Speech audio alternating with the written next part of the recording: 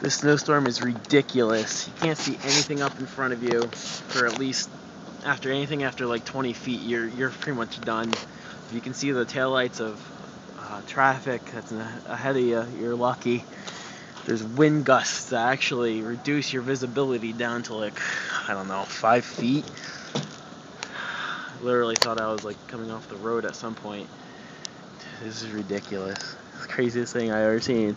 This is like the best winter in like years. Fucking love it.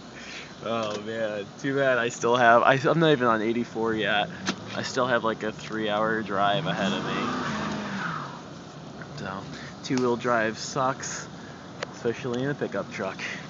No weight in the back. Shit. It's just like fucking jamming.